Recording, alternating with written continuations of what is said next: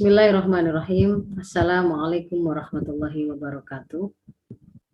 Alhamdulillah wa shollian ala Rasulillah la haula wala quwata illa billah. Rabbi shrah li sadri wa yassir li amri wahlul 'uqdatam min lisani yafqahu qawli. Rabbi zidna ilma warzuqna fahma. Ibu-ibu, para intelektual muslimah yang dimuliakan Allah, karena keimanan, keilmuan dan komitmennya untuk mengamalkan, mengemban amanah sebagai intelektual muslimah yang merupakan di antara orang-orang yang terpilih, yang oleh Allah berikan kelebihan yang tidak diberikan kepada yang lain, tapi di situ ada makna kelebihan amanah atau tanggung jawab yang juga harus kita tunaikan. Alhamdulillah, pada pagi hari ini kita akan melanjutkan kelas politik kita, masuk ke dalam pertemuan yang kedua, yang hari ini kita akan membahas tentang kepemimpinan politik Islam. Kelas politik ini insya Allah masih akan bersambung untuk menuntaskan kita memahami all about politik dalam Islam, ya, mulai dari memperkenalkan politik sampai nanti kemudian pada kita akan juga berbicara tentang bagaimana pertanggungjawaban, akuntabilitas, sistem politik Islam, dan seterusnya. Semoga ibu-ibu yang hadir pada pagi hari ini bisa terus melanjutkan hingga kita bisa menyelesaikan kelas intensif politik yang kita persembahkan untuk para intelektual muslimah Indonesia ini. Ibu-ibu yang dimuliakan Allah, semoga hadirnya kita hari ini diizinkan oleh Allah hari ini hadir, tidak pernah lupa untuk kita syukuri, dan apa yang kemudian didapatkan dari pertemuan hari ini bisa menjadi kebaikan, menjadi keberkahan.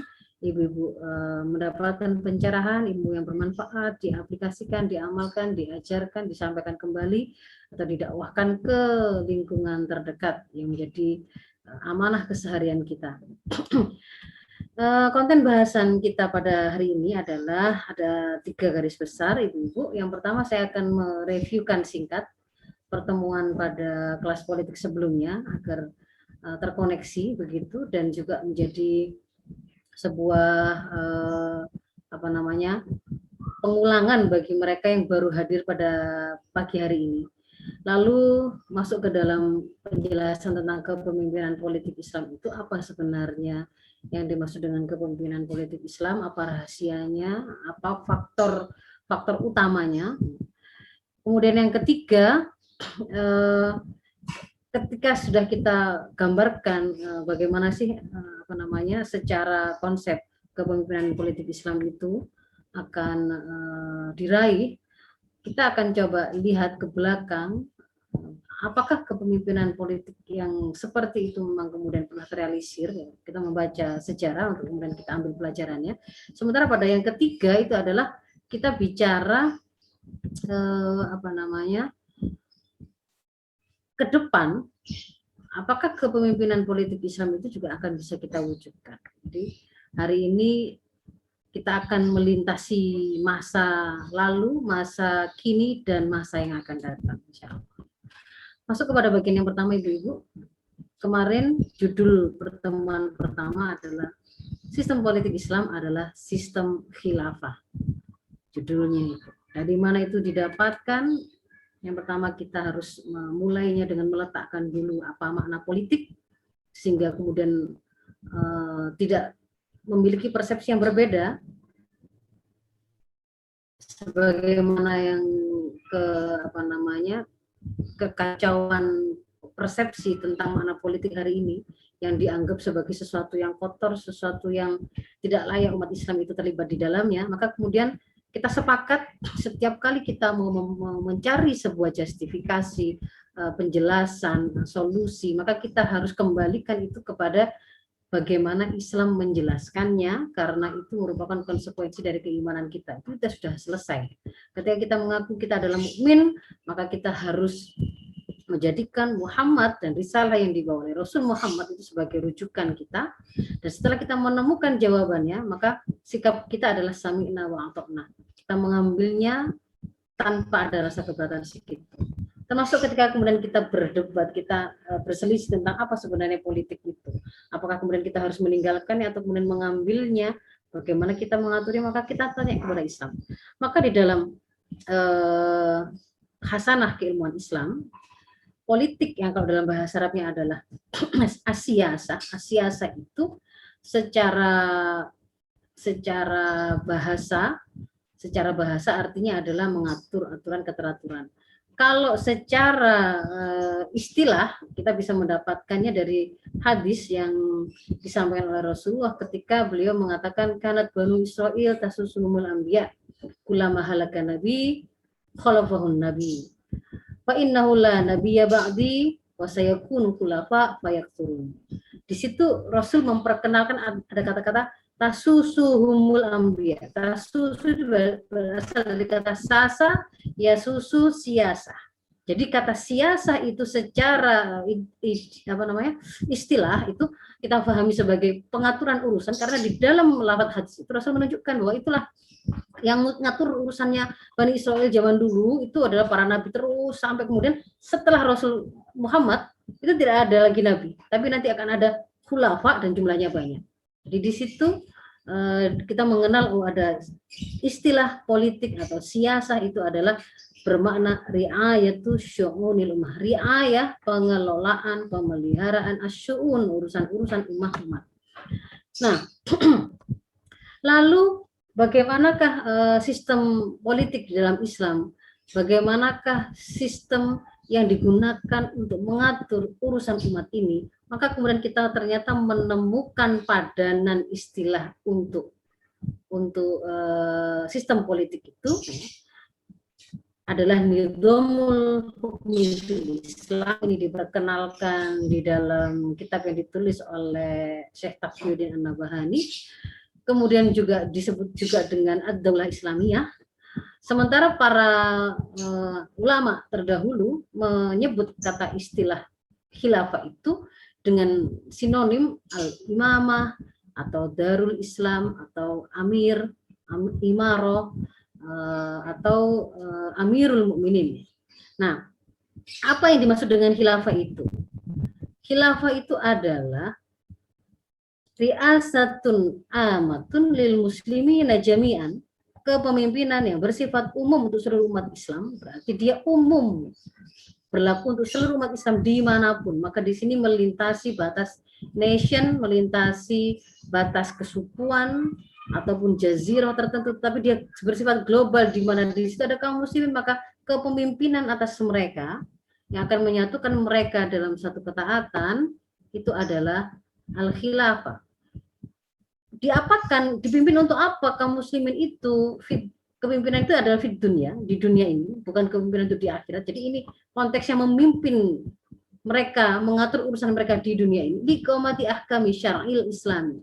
Untuk tugasnya khilafah itu menerapkan hukum-hukum syara Islam di dalam negeri, fid dakhil, wa hamli da'wa ilal Islam ilal alam. Wa hamli da'watil Islam ya ilal alam. Dan mengemban dakwah Islam itu ke seluruh alam.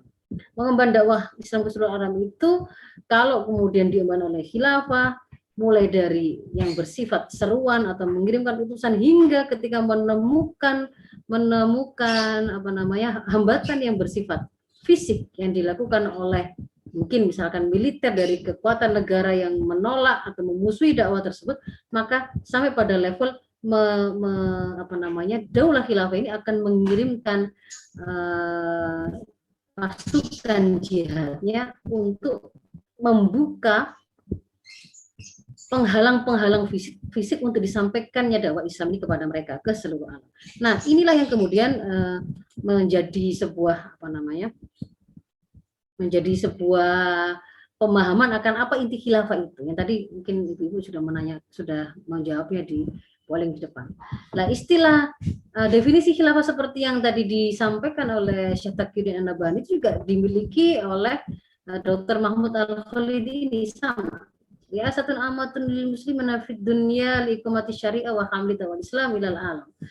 Nah, khilafah itu sendiri ketika kemudian kita bicara apakah memang khilafah atau sistem politik Islam berupa khilafah yang namanya juga disebut dengan kata khilafah itu memang adalah sistem politik yang diwariskan oleh Rasulullah, ataukah itu hanya bikinan para pakar politik untuk membuat teori tentang kepemimpinan atau tentang politik, tentang sistem pemerintahan.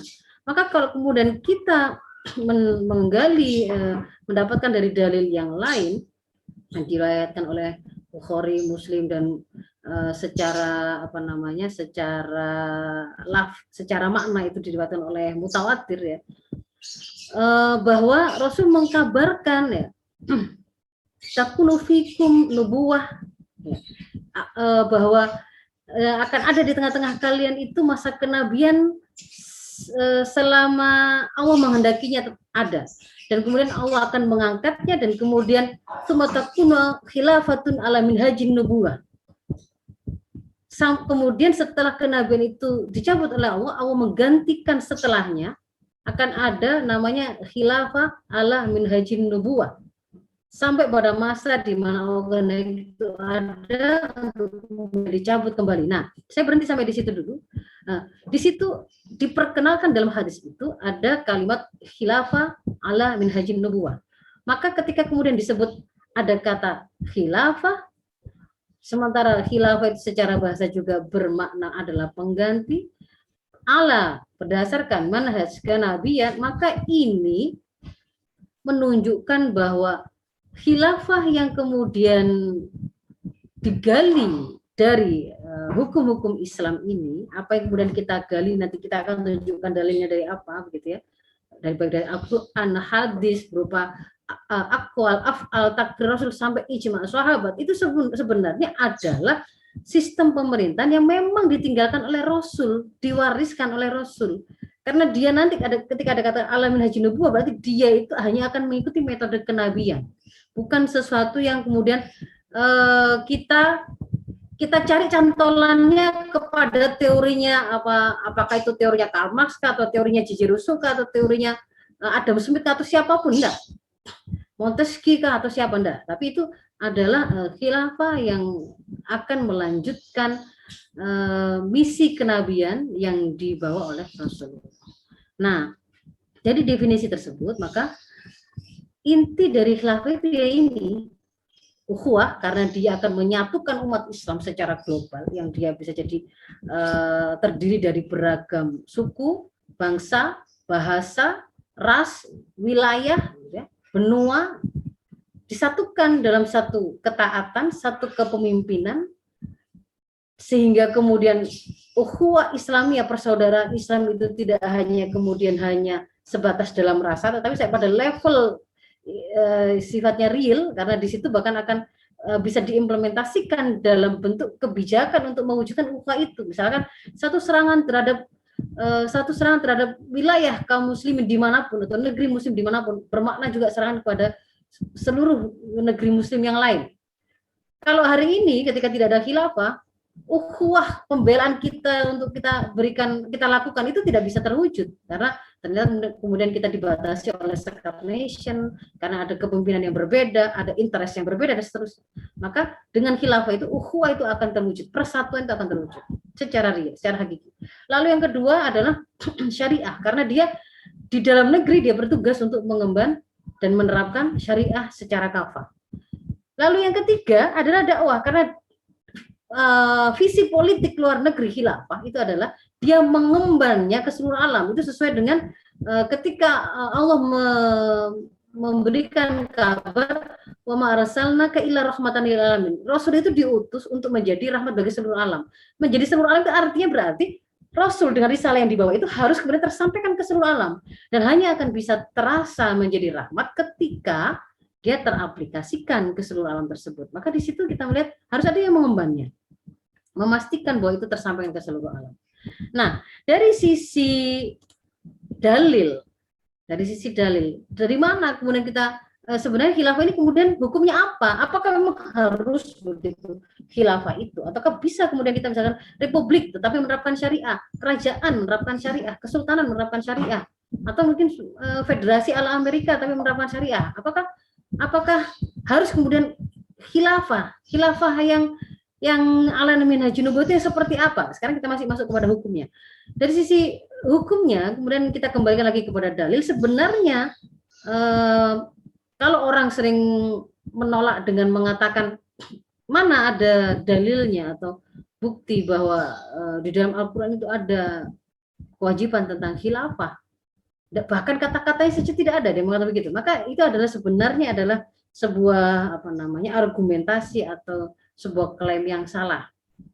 Karena kalau kemudian kita membuka kitab Turas, kita membuka hasanah keilmuan dalam Islam, membuka kitab-kitab yang ditinggalkan oleh para ulama, para musyrik, kita akan temukan dalil dari kewajiban khilafah ini berdasarkan Al-Quran, hadis, ijma' sahabat, dan nanti juga ada kias.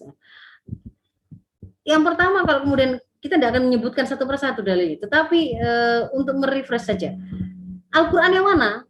Setiap perintah, setiap ayat di dalam Al-Quran yang berbicara tentang kewajiban untuk terikat kepada syariah secara kafah, atau sebuah perintah untuk menghukumi, mengatur, menyelesaikan persoalan di tengah-tengah masyarakat itu sesuai dengan Islam, atau yang ketiga adalah adanya perintah untuk mentaati ulil amri, maka itu semua merupakan dalil-dalil yang menunjukkan kewajiban untuk tegaknya khilafah berdasarkan Al-Quran.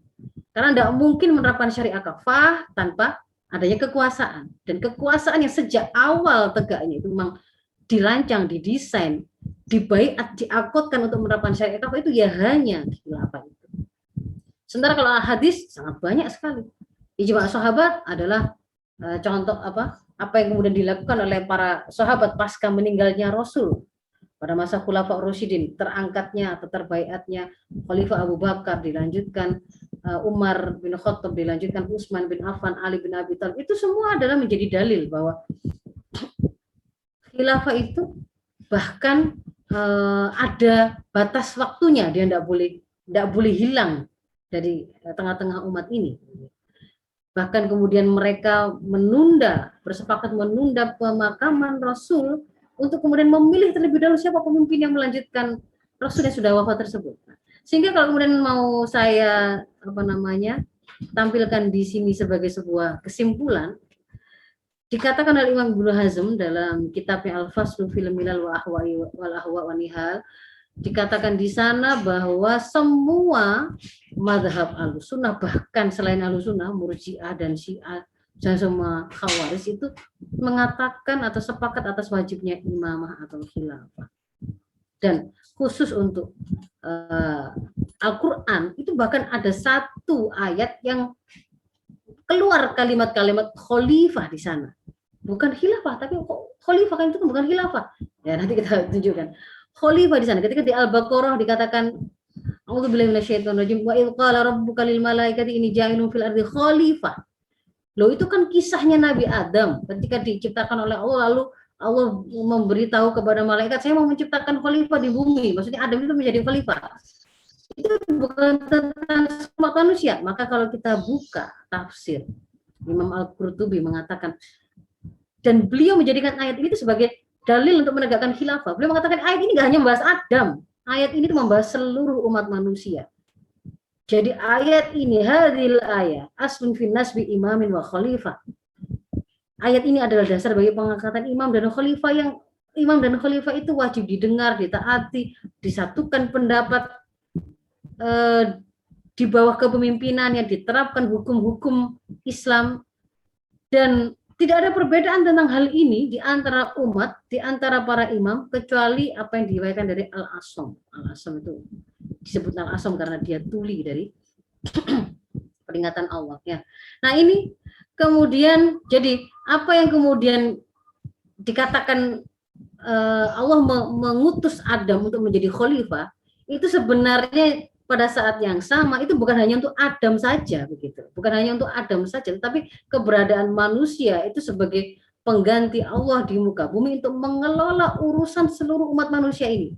Maka ketika kemudian sampailah kenabian itu hingga kepada Rasul Muhammad, kita juga bisa melihat kedudukan Rasul Muhammad itu bukan hanya sebagai nabi dan rasul, Tapi pada saat yang sama beliau itu juga memegang kedudukan kepemimpinan kaum muslimin untuk menegakkan hukum-hukum Islam, mengatur urusan-urusan mereka. Ketika ada orang yang melanggar minum khamr, dibawa kepada beliau untuk ditegakkan had. Ketika ada yang berzina, ketika kemudian ada yang mengalami kedoliman, mengadukannya, ketika ada yang melakukan kecurangan di pasar, beliau memberikan ketentuan, memberikan keputusan. Beliau juga yang mengirimkan utusan ke beberapa negara-negara tetangga untuk kemudian menerima Islam. Itu adalah tindakan yang diambil oleh beliau sebagai seorang bukan hanya nabi dan rasul, tetapi juga pemimpin dari kaum muslimin. Dan setelah rasul terakhir, la ya fa inna la nabiyya ba'di wa sayakunu khulafa fayaksurun, kan begitu. Maka Imam Al-Mawardi mengatakan setelah Allah kemudian mencabut masa kenabian, maka disyariatkan untuk mengangkat pemimpin untuk menggantikan masa kenabian tersebut. Dan Rasul juga sudah mengkabarkan itu, nggak ada lagi nabi, tetapi para khulafa, para khalifah. Khulafa itu jamak dari khalifah. Orangnya adalah khalifah, sistemnya adalah khilafah.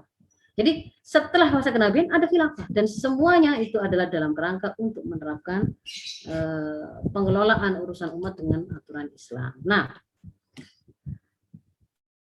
yang mana, yang seperti apa prinsip-prinsip khilafah itu? Saya akan memulainya dengan menunjukkan bangunan ideologi, atau kalau pakai bahasa di kitab itu mabda Islam.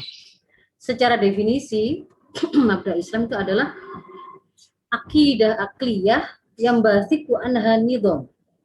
Jadi kalau pakai istilah yang diperkenalkan oleh Syekh Taqiyuddin An-Nabhani, kalau pakai istilah yang dipakai oleh para ulama sebelumnya, bangunan Islam itu dikatakan adalah terdiri dari iman sebagai fondasi, lalu di atasnya syariat.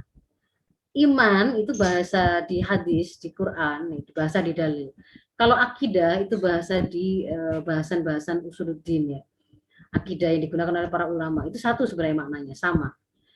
Jadi ketika dikatakan akidah akliyah yang basiku anhanidhom, adalah akidah akliyah, sebuah keyakinan yang bersumber dari sebuah proses berpikir yang kemudian akan melahirkan nidham. Nidham itu adalah sekumpulan peraturan yang digunakan untuk mengatur kehidupan, dan itu hakikatnya adalah syariat. Nah, syariah ini itu berbicara dan mengatur hubungan manusia dengan Tuhannya, bagaimana dia berakidah, beribadah, mengatur hubungan dia dengan dirinya sendiri, bagaimana dia makan, minum, berpakaian, menghiasi dirinya dengan sifat-sifat tertentu, dan juga mengatur hubungan manusia dengan manusia yang lain dalam konteks muamalat, ukubat, ya, mengatur pertanian, keluarga, politik, ekonomi, sistem pertahanan, dan seterusnya. Nah, ini adalah bangunan Islam, ideologi Islam. Kalau untuk menerapkan hukum-hukum syariah seputar persoalan ibadah, ritual, ataupun persoalan akhlak atau hubungan manusia dengan dirinya sendiri, relatif bisa dilakukan meskipun tidak ada kekuatan atau tidak ada kekuasaan untuk menerapkannya di tengah masyarakat. Nggak ada khalifah, nggak ada khilafah, nggak ada sistem pemerintahan Islam, masih bisa, relatif masih bisa. Kecuali misalnya kayak ada di tengah lingkungan negara yang memaksa umat Islam untuk tidak boleh terikat pada syariat, seperti kaum muslimin di Uyghur, Rohingya, misalnya seperti itu, ya tidak bisa karena memang dimusuhi penerapan syariah itu sampai pada batasan yang sifatnya fisik. Nah, tapi kalau untuk aturan yang mengatur hubungan manusia dan manusia yang lain, kemasyarakatan, sosial kemasyarakatan, maka tidak ini hanya bisa diterapkan oleh kekuasaan. Sohibus solahiyah. Kekuasaan itu dimiliki oleh penguasa yang sebenarnya kekuasaannya itu diambil atau diterima dari umat sebagai pemilik asli kekuasaan. Maka kekuasaan yang digunakan untuk menerapkan syariat kafah inilah yang disebut sebagai khilafah. Maka pilarnya adalah kedaulatan di tangan syara. Maksudnya yang menentukan halal, haram, salah, benar, baik, buruk itu adalah syariah. Bukan kesepakatan manusia, bukan warisan, bukan kemaslahatan, tapi apa kata syara. kekuasaan di tangan umat artinya apa? Sampainya seseorang di kursi kekuasaan khilafah menjadi seorang khalifah itu karena umat menyerahkan kekuasaan yang aslinya milik mereka dengan ikhtiar, dengan khiar dan ridho. Jadi dia tidak dipaksa, dia memang memberikan kewenangan kekuasaannya tadi kepada khalifah dalam bentuk akad baiat yang kemudian dia lakukan untuk mengangkatnya. Nah, lalu yang ketiga pilarnya bahwa dia adalah kepemimpinan sifatnya global. Maka nanti itu khilafah itu bentuknya global state, bukan nation state. Sekalipun sebelum kemudian dia itu bersifat global melewati lintas nation, mungkin bisa jadi dia berawal dari satu nation tertentu sebagai sebuah bibit, sebagai sebuah benih awal. Seperti kalau Rasul itu benihnya di Madinah, sebelum kemudian akhirnya pada masa kejayaan khilafah jauh setelah beliau itu hingga melampaui 2/3 luas dunia. Maka sejak awal pun itu konsepnya gitu ya, dia ada itu untuk menjadi kepemimpinan global seluruh kaum muslimin. Jadi tidak kemudian sejak awal mematok saya wilayahnya adalah untuk khilafah Indonesia misalkan, khilafah Turki, khilafah enggak ada begitu, tapi khilafah ya khilafah Islam karena dia ada kepemimpinan global. Lalu siapa yang kemudian berkewenangan untuk memilih mana hukum syariat ini dari syariat yang ada untuk kemudian dijadikan hukum positif yang digunakan memaksa rakyatnya untuk diatur urusan dengan aturan itu namanya adopsi hukum atau tabani. Maka otoritasnya itu adalah ada di tangan khalifah. Itu adalah pilar dari khilafah. Nah, strukturnya di masa Rasul seperti apa? Ini adalah strukturnya. Lalu dari apa yang dilakukan oleh Rasul selama beliau wafat, lalu ditambah dengan riwayat sejarah atau tarikhnya Khulafa Ar-Rasyidin, yang itu bisa menjadi dalil juga karena di sana ada peluang ijma'us sahabat ada, gitu ya. Maka kemudian hasil pengkajian terhadap dalil-dalil yang berbicara tentang kepemimpinan dalam Islam itu, inilah kira-kira gambaran struktur kekhilafahan itu dengan khalifah sebagai pemimpinnya. Ini adalah struktur khilafah Islam. Bagaimana kemudian bisa didapatkan ada pos-pos seperti ini, ada dairah administrasi seperti ini dan seterusnya, itu ada dijelaskan secara detail mulai dari pijakan dalilnya hingga gambaran implementasinya begitu ya. Itu di kitab ini, Ajizatud Daulah Khilafah, yang ditulis oleh dikeluarkan, ditabani oleh Hizbut Tahrir untuk kemudian ditawarkan kepada umat untuk bisa dikaji, dipelajari, dilihat, dicermati apakah memang kemudian benar struktur yang kemudian ditawarkan atau digambarkan oleh Hizb di sini setelah melakukan pengkajian itu adalah semuanya ada pijakan dasarnya. Apakah dari Al-Quran, As-Sunnah atau Al-Hadis dalam bentuk aqwal Rasul, af'al Rasul, ataupun diamnya Rasul, ya, takrir Rasul, dan juga ijma' sahabat. Maka di sini semua kajiannya dilakukan. Maka itu adalah bagian pertama dari konten bahasan kita hari ini. Saya masuk ke dalam, setelah paham apa itu politik Islam, apa itu khilafah, bagaimana hukumnya, maka kita akan masuk ke dalam kepemimpinan politik Islam. Kepemimpinan politik Islam itu adalah kepemimpinan daulah Islam atau kepemimpinan khilafah Islam dengan menerapkan ideologi Islam. Nah, ideologi itu kalau saya gambarkan lagi supaya agak mirip dengan sebuah perumpamaan pohon, ya. Di sana ada akar, ada batang, ada daun bunga buah dan seterusnya. Yang kemudian kita lihat di atasnya itu kan mungkin buahnya, ya. Buahnya, bunganya, dahannya yang kuat dan daunnya dan seterusnya. Tadi sudah saya sedikit singgung, yang dimaksud dengan ideologi atau mabda Islam itu adalah akidah akliyah yang basiku anhanidom. Ada akidah, ada iman, lalu di atasnya itu melahirkan pemikiran-pemikiran cabang yang menjadi nidom, menjadi sebuah sekumpulan peraturan untuk mengatur kehidupan, sampai kemudian juga melahirkan karakter-karakter tertentu, ya, sifat-sifat tertentu, ya. Ini adalah diagramnya gitu. Kira-kira kalau digambarkan, jadi apa yang kemudian menentukan atau membentuk gimana sih sistem ekonomi yang kemudian akan dipakai untuk mengatur masyarakat Islam, itu ya karena berawal dari dia harus diambil dari syariah, digal dari syariah, syariah itu digal dari syaratnya. Kenapa kok ambil syariah? Kenapa kok mengambil dari syariah itu Al-Quran, As-Sunnah, ijma sahabat dan qiyas? Karena itu adalah konsekuensi iman. Pasti selalu begini. Bagaimana kita mengatur militer kita, gambaran SDM-nya, tentaranya itu seperti apa profilnya, nanti persenjataan seperti harus kita sempurnakan, bagaimana kita mengatur perbatasan, itu sebenarnya bukan sesuatu yang mendasar, itu hanya akan bentuknya akan menjadi seperti apa, itu ketika ini kita kembalikan pada bagaimana kemudian syariat itu memberikan penjelasan, dan kenapa kita mengambil syariat, karena itu ada konsekuensi iman yang mengakui, meyakini Allah yang menciptakan kita, alam semesta dan dunia ini adalah Al-Khaliq sekaligus Al-Mudabbir, pengatur kita. Dia sudah menurunkan syariah yang terbaik untuk kita. Sampai kemudian pada tataran bagaimana kita mengatur parenting misalkan, bagaimana kita menghukumi kalau ada kriminalitas yang terjadi di tengah masyarakat, bagaimana kemudian sampai pada tataran bangunan-bangunan apa yang akan lahir begitu ya, bangunan-bangunan fisik seperti apa yang akan lahir, itu juga dia sifatnya cabang saja begitu. Dia adalah cabang dari rahasianya itu di sini. Rahasianya itu. Ini adalah ideologi Islam yang awalnya ideologi ini bentukannya adalah dari akarnya, yaitu iman atau akidah tadi. Dan bedanya dia dengan ideologi apapun di dunia ini adalah bahwa ideologi Islam ini adalah ideologi satu-satunya yang benar, sehingga ketika ini benar, akarnya itu benar, warnanya sampai ke atas dia benar semua. Bagaimana kemudian dia mengatur kesehatan ketika menangani pandemi, bagaimana ketika dia menangani pergaulan supaya tidak sekedar menjadi aturan yang menyelesaikan semacam pemadam kebakaran sudah kadung banyak zina. Enggak, sejak preventifnya sudah ada di situ nanti penjelasannya. Ekonomi, bagaimana bukan hanya untuk mengatur ketika banyak utang, tapi bagaimana mendapatkan pemasukan negara itu memastikan dia bisa memenuhi kebutuhan wajib warga negaranya, pokok warga negaranya, apa saja di situ diatur. Ketika ini benar, semuanya akan benar.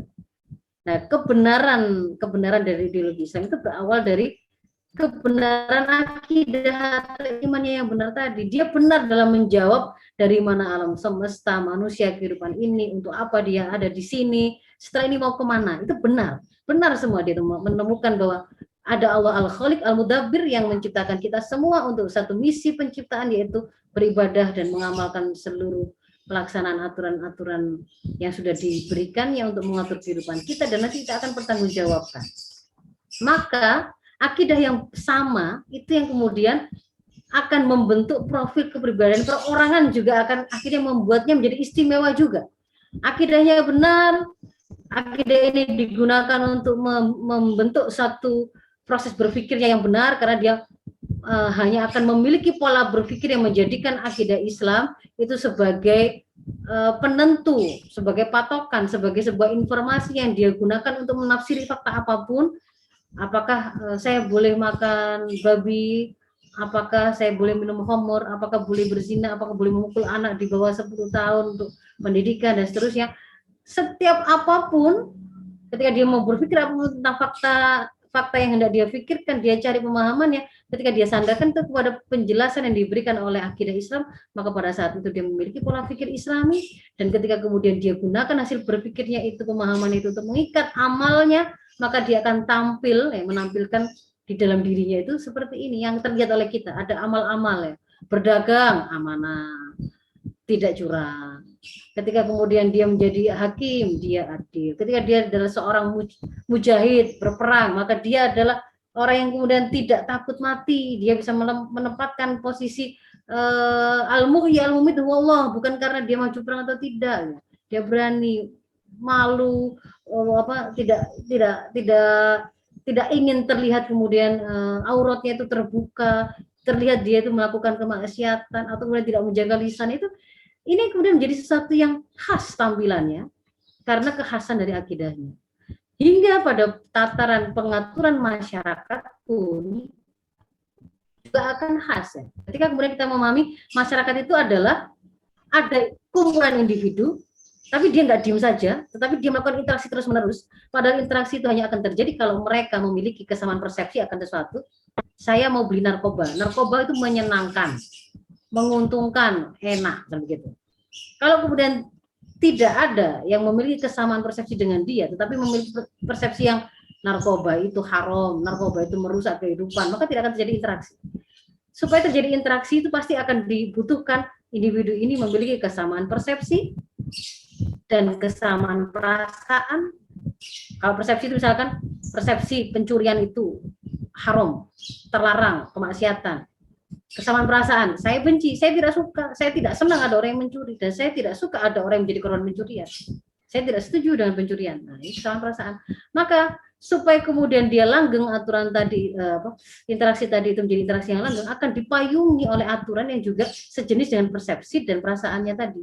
Aturannya juga mengatakan pencurian itu kriminalitas, harus dihukum. Nah, padahal kita sudah tahu tadi, yang menjadi dasar dari persepsi ini membentuk apa tadi? Yang membentuk persepsi tadi, akidah. Yang menentukan perasaan ini, mempengaruhi perasaan itu apa? Persepsi yang dia punya. Peraturan tadi, nidam tadi lahir dari mana? Akidah. Maka akidah yang istimewa tadi, yang benar tadi akan memunculkan pengaturan di tengah masyarakat dan juga khas. Itulah kenapa yang saya katakan tadi, dia itu rahasianya ada pada ideologinya sebenarnya, bangunan peradaban Islam itu.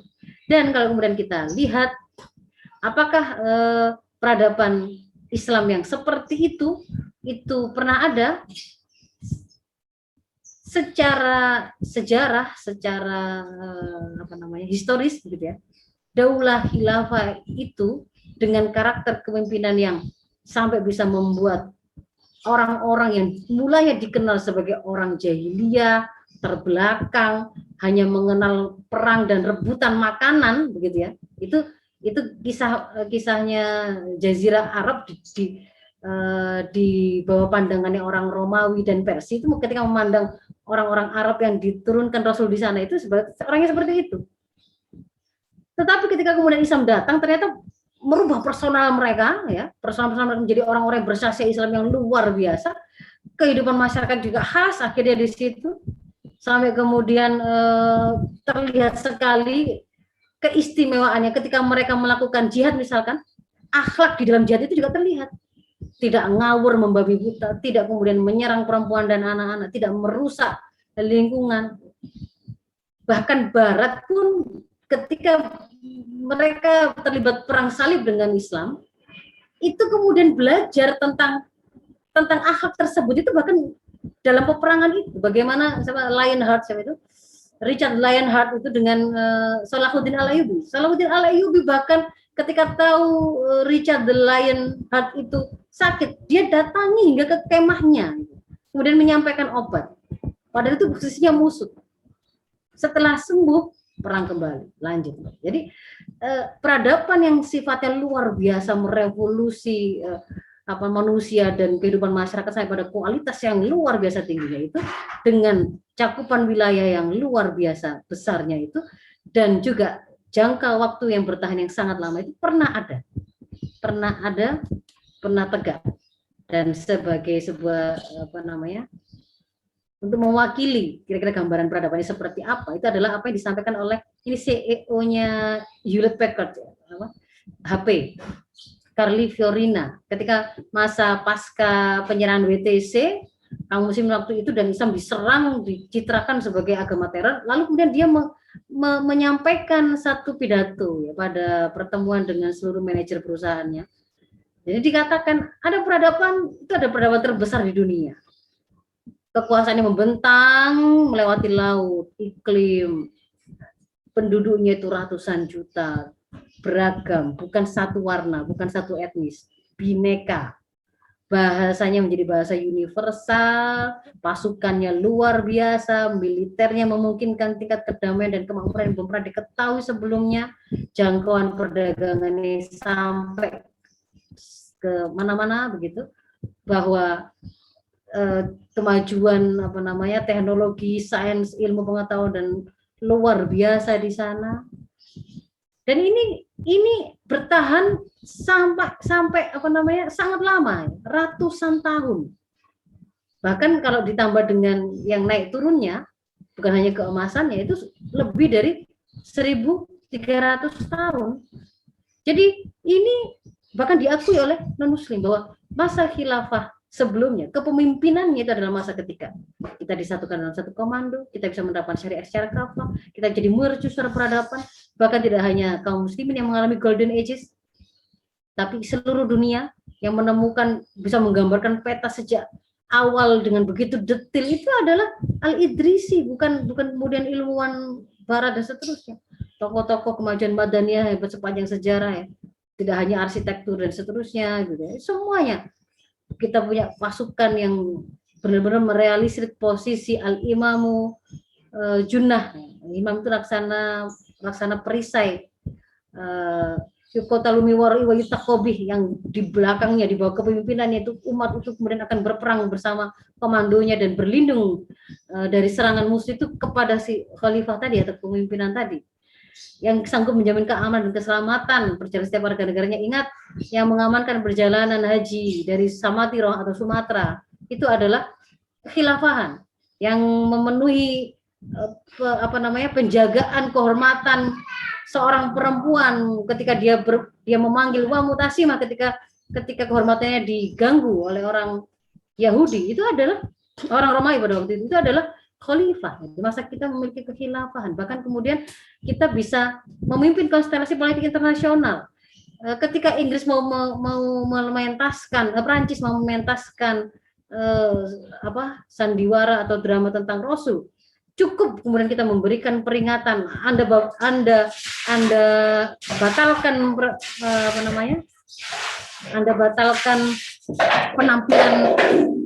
penampilan drama tersebut, atau kemudian Anda akan merasakan akibatnya, itu karena kita memiliki kekuatan yang luar biasa, militer yang kuat gitu.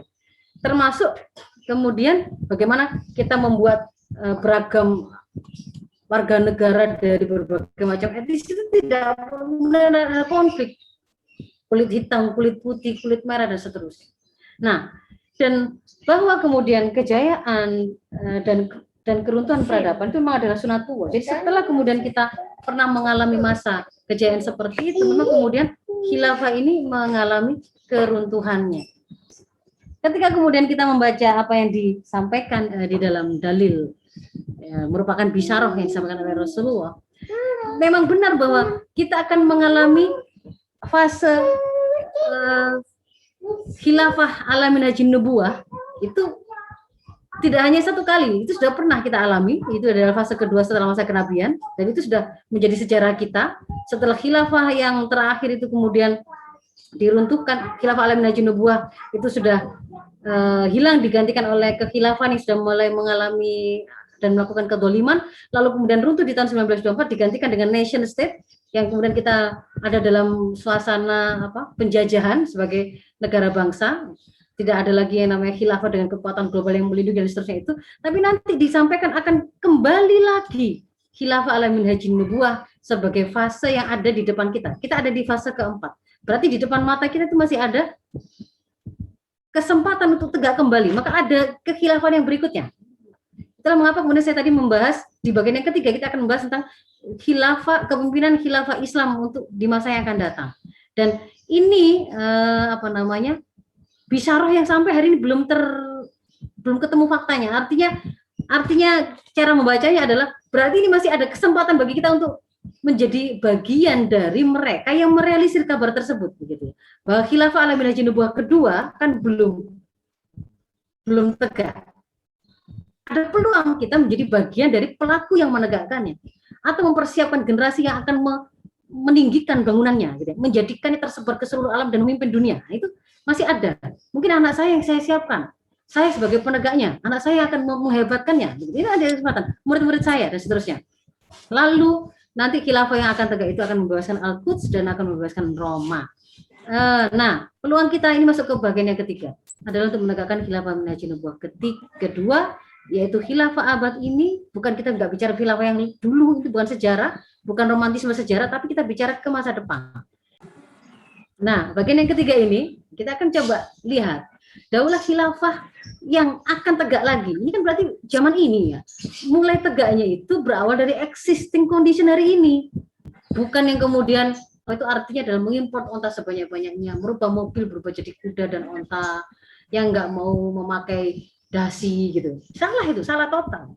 Ketika kita bicara mau menegakkan khilafah, ini kita bicara khilafah masa akan datang, abad ini, bukan kemudian kita bicara khilafah sebelumnya. Itu adalah sejarah yang kemudian menjadi sumber pelajaran untuk kemudian kita, kalau masih berupa dalil berarti bisa menjadi sumber untuk kita menggali hukum gitu ya. Kalau kemudian perjalanan tarikh khulafah yang di sana ada kedoliman, ada kegemilangan, maka itu menjadi pelajaran bagi kita untuk kita ambil bagaimana kemudian mengelola kekhilafah yang akan datang. Tetapi yang mau saya tunjukkan adalah bahwa khilafah yang akan tegak berikutnya ini adalah khilafah abad 21 ini, yang dia dibangun dengan existing condition adalah hari ini, yang sedang era disrupsi, yang dengan ketinggian teknologi seperti hari ini, lalu lintas informasi seperti dan seterusnya, itu adalah hari ini. Yang kita sudah mengenal komputer, sudah mengenal laptop, sudah mengenal apapun itu ya, artificial intelligence dan seterusnya. Nah, wilayahnya itu adalah, kalau kita bicara tadi dia ri'asatun amatun lil muslimina jami'an, kan gitu kan, kepemimpinan umum untuk seluruh umat Islam di seluruh dunia. Wilayahnya adalah kalau mulai kita menghitungnya dari seluruh wilayah yang dulu pernah menjadi bagian dari daulah Islam, khilafah Islam dari masa Rasul sampai ke khilafah yang terakhir, terbesar itu sampai di mana, lalu ditambah dengan negeri-negeri Islam yang lain, negeri-negeri Muslim yang lain yang pernah kemudian itu dakwah sampai ke sana, sehingga kemudian dia menjadi negeri Muslim meskipun dia belum pernah menjadi bagian resmi dari daulah Islam, misalnya seperti Indonesia gitu ya, atau daerah Asia Tenggara, itu kan dakwah sudah sampai ke sini sehingga kemudian kita menjadi biladul muslimin. Nah, maka kalau kemudian digabung, maka inilah kira-kira wilayah khilafah Islam di masa datang. Nah, potensi yang dia punya apa? Kalau seringkali teori tentang kepemimpinan politik itu selalu dikatakan bahwa satu negara akan bisa menjadi pemimpin politik di dunia internasional kalau kemudian dia itu satu sisi dia beres menyelesaikan persoalan dalam negerinya, dia memiliki solusi untuk menyelesaikan dan mengatur urusan-urusan masyarakatnya, dia memiliki kekuatan ekonomi yang kuat, dia memiliki kekuatan militer sehingga bisa memaksa negara dan menakuti mereka untuk tunduk pada kekuasaannya, begitu. Nah, dia juga punya penduduk yang besar. Maka kalau kemudian kita bicara calon khilafah Islam masa datang itu adalah adidaya yang memadukan seluruh potensi besar yang akan memang menjadikannya sebagai adidaya. Yang pertama yang tidak dimiliki oleh peradaban yang lain adalah kekuatan ideologinya yang benar. Kekuatan ideologi ini karena dia berasal dari zat yang maha benar, maka asalkan dia itu disampaikan Islam ini dengan fasih takbir, penyampaian yang benar, ungkapan yang tepat, begitu ya. Wadih luwah, bahasa yang jelas, yang bisa dimengerti oleh siapa yang diajak bicara, mau laki, perempuan, tua, muda, kulit merah, hitam, rambut keribu dan seterusnya, dengan sodik lahja, penekanan yang pas, maka semua itu akan bisa menerima. Arab, wairu Arab, ajam atau Arab, siapapun akan bisa menerimanya. Itu berbeda dengan ideologi yang lain yang kemudian akal itu kadang, misalkan sosialisme, nggak masuk akal orang kok disamakan usaha apapun hasilnya dibagi-bagi sesuai jatah yang ditetapkan oleh negara. Nggak nerima ini, atau dianggap nggak ada Tuhan, malah nggak cocok. Tapi kalau kemudian ideologi seperti saya terangkan di depan tadi, maka ini menjadi sebuah rahasia terbesarnya. Selama ideologi ini hidup di tengah umat, meskipun bangunan fisiknya hancur, Bapak Ibu, nggak ada bapaknya, Ibu-ibu, hancur lebur begitu ya, seperti Hiroshima Nagasaki, sebenarnya rahasia dan tulang punggung lestarinya satu kaum, satu bangsa, satu negara itu adalah pada ideologinya, sakofah yang dia punya, bagaimana kemudian dia akan mengelola ekonominya, pemerintahannya, menjalankan pendidikan, itu yang akan menghidupkannya. Ketika kemudian dia secara fisik itu hancur, bangunan-bangunan fisiknya, begitu ada kesempatan, selama dia masih punya ideologi ini, dia akan bisa segera bangkit dan membangun kembali. Maka Antuna bisa lihat luar biasanya ketika misalkan kita lihat ya, ada misalnya foto-foto yang viral di Palestina itu atau di Suriah, orang-orang sekelompok kaum muslimin sholat di bawah bangunan itu roboh gitu, hanya ada tembok yang miring gitu saja. Captionnya, Anda bisa menghancurkan bangunannya, tapi tidak bisa menghancurkan iman. Bangunan itu apakah kemudian akan bisa bangkit lagi, bisa dibangun lagi? Sangat mudah. Kasih kesempatan di situ, mereka tidak dalam keadaan harus berlari-lari di bawah bom, akan segera terbangun kembali semua hal-hal fisik tadi. Maka ini adalah kekuatan utamanya. Kekuatan utamanya adalah pada ideologi. Faktor utama kepemimpinannya adalah pada ideologi. Yang berikutnya, nah, makanya ideologi tidak saya terangkan. Masuk ke yang berikutnya, demografi. Lihat di sini, kalau pakai perbandingan, kira-kira nanti khilafah yang akan datang itu seberapa banyak penduduknya? Ya luar biasa, akan terbesar itu. Prediksi sampai tahun 2050. Kita saja di Indonesia saja kita akan mendapatkan bonus demografi. Di seluruh negeri-negeri muslim bonus demografi, ketika nanti Eropa malah mengalami pertumbuhan minus. Ya. Coba, di sini 1072, di sini 600-an. Makna dari demografi ini apa? Ketersediaan tenaga kerja yang akan menggerakkan ekonomi, ketersediaan SDM, tentara yang akan menjaga, menerapkan hukum, menjaganya, mendakwakannya. Itu adalah demografi atau penduduk. Lalu kekuatan ekonomi, ini hanya saya nukilkan saja. Kalau dihitung asumsi yang namanya Islamic Khilafah State tadi adalah tadi ya wilayah kaum muslim negeri-negeri Islam yang pernah menjadi wilayahnya, dan negeri Islam yang sudah kemudian berubah dari yang sebelumnya itu bukan Biladul Muslimin menjadi Biladul Muslimin, maka kita akan dapatkan produsen sereal terbesar di dunia kalau pakai hitungan nationmaster.com adalah Khilafah Islamic State. Kalau produksi katun dunia, katun itu adalah bahan baku pakaian terbesar. Cina yang terbesar, tetapi keduanya adalah kita. Kemudian cadangan minyak yang terbukti pakai proven reserve cadangan yang terbukti di Afghanistan, itu kita akan memiliki 68,54% cadangan minyak di seluruh dunia. Demikian pula produksinya.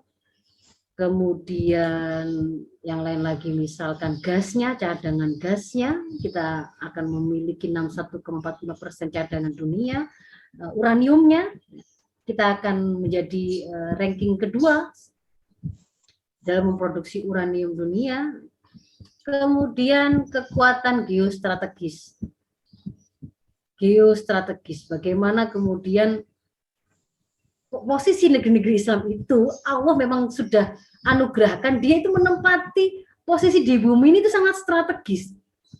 Kalau kemudian mau dia diatur dalam satu kepemimpinan, dia pasti akan mengendalikan dunia karena dia mencakup wilayah kawasan ini, Mediterania, Timur Tengah, Afrika, Asia Selatan dan Tenggara, yang di situ ada Selat Malaka, ada juga area Kaspia dan kawasan Laut Hitam. Kemudian kita lihat ini jalur sutra yang fenomenal dan monumental, ini sudah sejak zaman dulu ya, jutaan tahun itu ada, itu nanti akan melintasi wilayah kaum muslimin, ini khilafah. Kalau kemudian kita cut gitu ya, habislah Eropa itu, habislah Cina.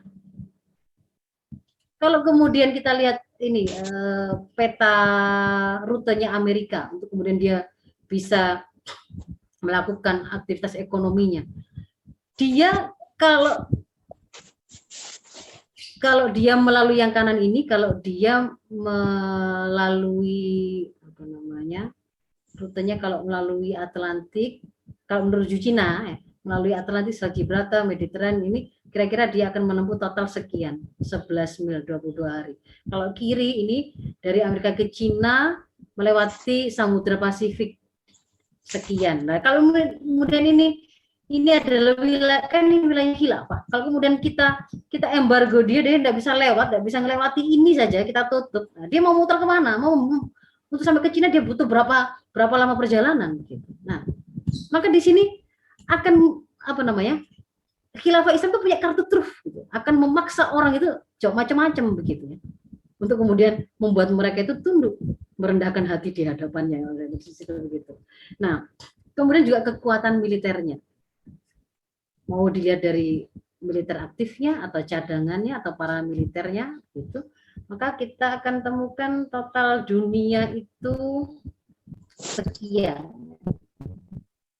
Islam, khilafah Islam 22. Total kemampuan militernya coba kita lihat. Kalau khilafah kan berarti ini dibagi. Pakistan ditambah maksudnya. Pakistan, Indonesia, Mesir itu ditambah nanti. Maksudnya digabung gitu. Nah, ini merupakan potensi yang luar biasa begitu. Jadi inilah sejarah peradaban kita di masa lalu yang tadi saya terangkan di depan tadi. Inilah peradaban kita yang akan hadir di masa datang. Itu adalah peradaban Islam yang tinggi dan mulia, dan itu ada pada khilafah Islam. Itu ibu-ibu yang bisa saya sampaikan sebagai pengantar kelas politik kita hari ini. Silakan dielaborasi lebih lanjut pada sesi diskusi. Aku minkum, Assalamualaikum warahmatullahi wabarakatuh.